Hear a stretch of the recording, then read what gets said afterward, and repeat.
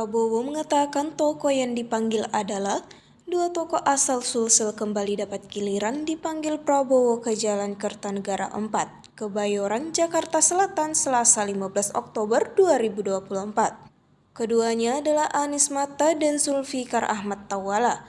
Sebelumnya, 4 tokoh Sulsel telah dipanggil Prabowo pada Senin 14 Oktober 2024. Mereka yakni Andi Amran Sulaiman, Prof. K.H. Nasaruddin Umar, Mutia Hafid, dan Supratman Andi Aktas.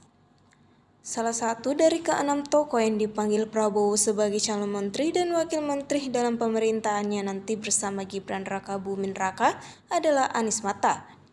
Diketahui, Anies Mata tokoh nasional lahir di Welado Bone, Sulawesi Selatan pada 7 Desember 1968. Anies menghabiskan masa kecil dan remaja di beberapa daerah di Indonesia Timur. Anies pernah bersekolah di SD Katolik Matias I di Tual, Maluku Tenggara, lalu kembali ke Bone dan lulus dari SD Impres Welado Bone. Setelah lulus SD, Anies masuk Pondok Pesantren Darul Akram, Gombara, Makassar hingga SMA. Ia menyelesaikan studinya sebagai sarjana jurusan syariah pada 1992. Selesai kuliah, Anies sempat menjadi dosen agama Islam di program Extension Fakultas Ekonomi Universitas Indonesia Depok. Anies kemudian terjun ke dunia politik pada 1998. Dia salah satu pendiri Partai Keadilan yang dideklarasikan di Jakarta pada 20 Juli 1998.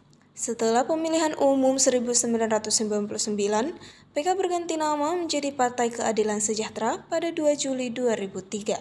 Selama menjadi Sekretaris Jenderal, Anies meletakkan dasar-dasar perkaderan dan manajemen Partai Modern.